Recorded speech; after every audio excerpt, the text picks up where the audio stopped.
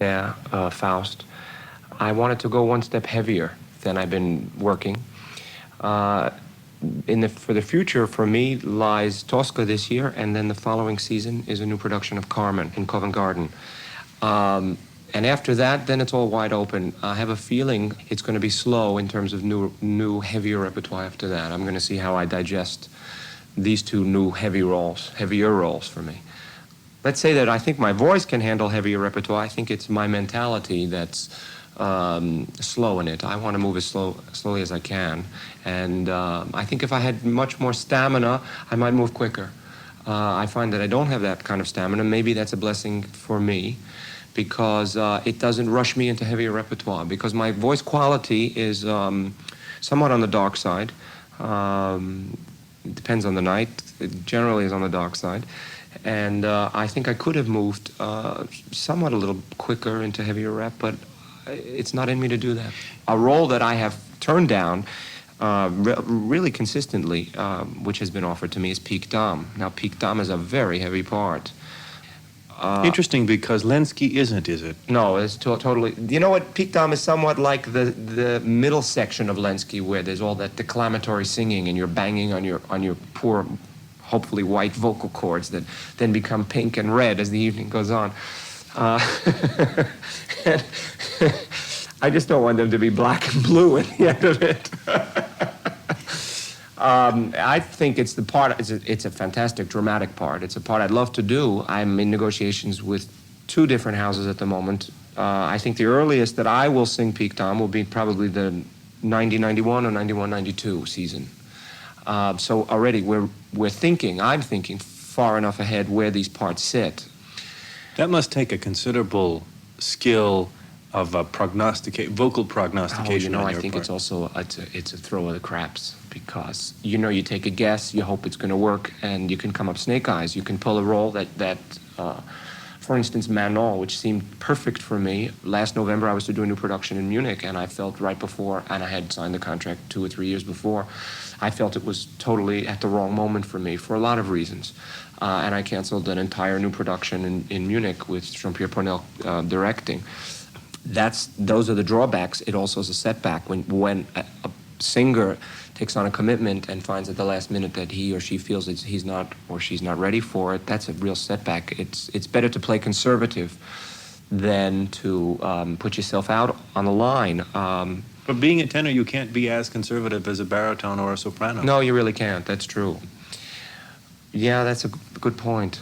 Well, on the other side of the shooting of the craps, there are some really concrete things that I've always wanted to see if I could elicit from a thinking singer like yourself on feedback, vocal feedback you get from yourself that tells you how your voice is developing, let's say performance to performance, month to month. What are some of the things that you hear in yourself, people whom you trust tell you, that say, aha, I think I'm on the bridge of the next step? Well, you obviously have to have people you trust.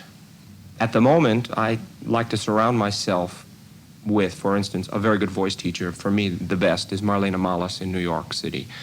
Coaches, there are several coaches I work with, Stephen Lord, Eugene Cohn, who's a conductor at the Met, Joan Dorneman. There are lots of coaches that I've worked with that know my voice extremely well. I'm a person that doesn't, when I was younger, I was better at taking criticism and I was hungrier to experiment and expand. As I got older, I became lazy, I think. And I was a bit hesitant to hear criticism, even from people close to me. Consequently, what happened to me was I worked with a voice teacher about 3 years ago, a very famous tenor, who will remain nameless, but he was an extremely famous tenor, a fantastic voice. And some of the changes that I worked with him, which were very beneficial and positive changes, I then went on the road and did lots of operas in Europe and didn't have anybody listening to me. Although my wife was certainly telling me what she was hearing, I was really ignoring her. And I ran into vocal problems. It took me facing all of this smack on by not getting through performances and walking out of performances. And one day my wife said to me, I know that, you don't want to hear this, but you've got to study and you've got to take everything back and rework it, which was something when I was in my 20s I was an incredible joy and love for me to do, was to take apart my voice and work on it with one voice teacher and a coach. And I was very, very ambitious about doing that. Where as I got into my 30s, I became, I'm not really sure. I have to say, I think it was a bit lazy.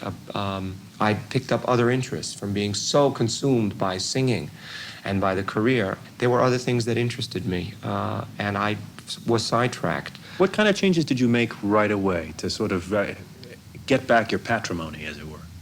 Well, I think I had to realize I was a tenor and not a baritone. I started to sing like a baritone. I was waiting for them to offer me lyric baritone roles soon, and I didn't realize that. When I went to Marlena, she said to me, I think you've got a wonderful voice, but obviously something isn't working.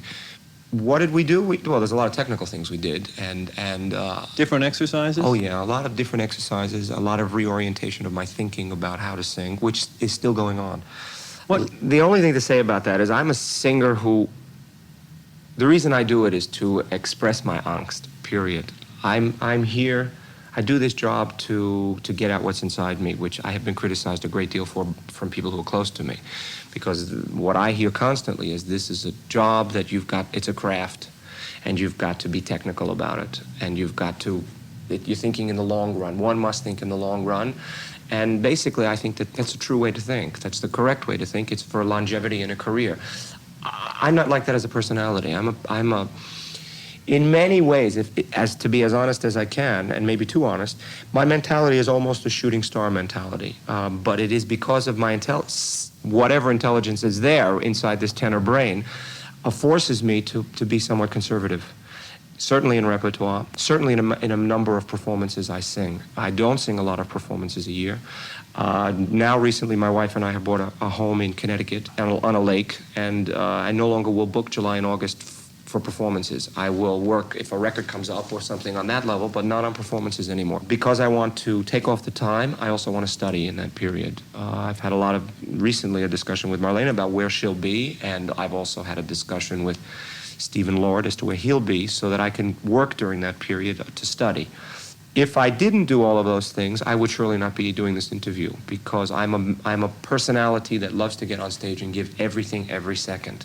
Even in the rehearsal period here of the Lucia, the coaching staff has consistently said, can't you give less and can't you be more technical? And they're right. It's a kind of an emotional giving out that I do. I don't think it's right. I must say that. It just is for me. Whether it works, I can't say. I mean, it's part of who I am. Neil SHICOFF speaking with Evans Morajas.